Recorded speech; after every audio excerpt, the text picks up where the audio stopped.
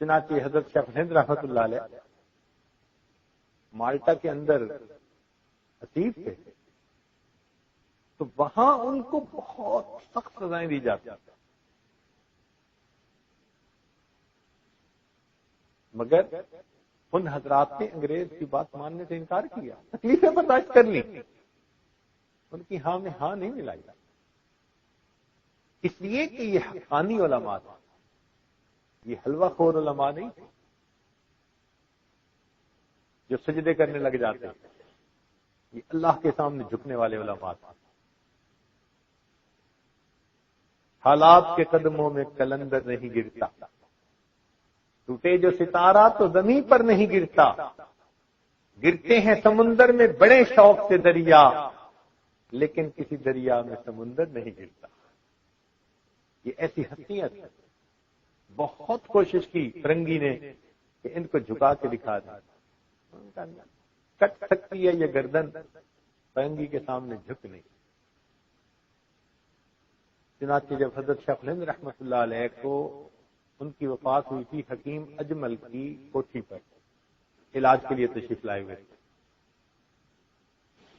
پھر ان کو غسل دیا گیا، تو غسل دینے والے نے دیکھا کہ ان کی پیٹھ کے اوپر زخم کے نشانات ہیں، تو بعد میں اس نے اہل خانہ سے پوچھوایا کہ جی یہ نشانات کیسے؟ تو اہل خانہ نے کہا کہ جی حضرت کی عادت تھی کہ جسم کے اوپر بنیان ہمیشہ رکھتے تھے، تو ہمیں تو نہیں پتا کہ بھئی پیٹھ پر کیا نشان، نہیں دیکھا۔ حضرت مولانا حسین مدنی رحمۃ اللہ علیہ یہ اس وقت کلکتہ گئے ہوئے تھے، اور انہیں کلکتہ میں اپنے شیخ کی وفات کی خبر ملی، تو جنازے میں شرکت کے لیے تشریف لے آئے۔ جب جنازہ پڑھا تو کسی نے ان سے پوچھا، حضرت شیخ الہند رحمۃ اللہ علیہ کی پیٹھ پر نشان بہت سے زخم، حضرت مدنی رحمۃ اللہ کی آنکھوں میں آنسو آئے، فرمانے لگے کہ ہاں میرے شیخ نے پابندی لگائی تھی کہ زندگی میں تم یہ بات کسی کو نہیں کہہ سکتے، یہ راز ہے اور امانت ہے۔ اب وہ وفات پا گئے، اب میں یہ بات بتا سکتا ہوں کہ جب ہم مالٹا میں تھے کالے پانی میں، تو فرنگی نے حضرت کو بلایا اور بلا کر کہا کہ محمود یہ کہہ دو کہ تم ہمارے ساتھ ہو، ہم تمہیں چھوڑ دیں گے۔ انہوں نے کہا نہیں، میں یہ الفاظ نہیں کہتے۔ تو ان کو پکڑا گیا اور انگارے زمین پر بچھے ہوئے تھے، ان انگاروں کے اوپر لٹا دیا گیا، اور حضرت کی کمر سے پیٹ سے نکلنے والے خون سے وہ انگارے بچھے تھے، جلد جل گئی، گڑھے پڑ گئے۔ حضرت جب واپس کمرے میں آئے تو ہم 3-4 شاگرد تھے جو حضرت کی خدمت میں تھے، ان کے ساتھ تھے، ہم سے حضرت کی حالت دیکھی نہیں جاتی۔ اللہ کہنے لگے حضرت بیٹھے رہتے تھے، لیٹ کے سو نہیں سکتے تھے، اتنی تکلیف شیخ دیکھی نہیں جاتی۔ تو ہم نے ایک مرتبہ حضرت کی خدمت میں گزارش کی کہ حضرت جان کا معاملہ ہے، کوئی آپ ایسا کلام کر لیں جو زو مانی ہو اور یہ بدبخت آپ کی جان چھوڑ دیں۔ حضرت نے فرمایا نہیں، میں کوئی ایسی بات نہیں کروں گا۔ ہم نے کہا کہ حضرت امام محمد رحمت اللہ علیہ نے کتاب الحیل لکھی، تو حیلہ جان بچانے کے لیے تو پھر جائز ہو جاتا ہے، آپ بھی کوئی حیلہ اختیار کرنا نہیں۔ جب بہت اصرار کیا کہنے لگے تو حضرت نے اس وقت میری طرف دیکھ کر کہا کہ حسین مدنی کیا سمجھتے ہو، میں بیٹا ہوں حضرت بلال رضی اللہ تعالی عنہ، میں روحانی بیٹا ہوں حضرت خبیب کا، میں روحانی بیٹا ہوں امام مالک کا،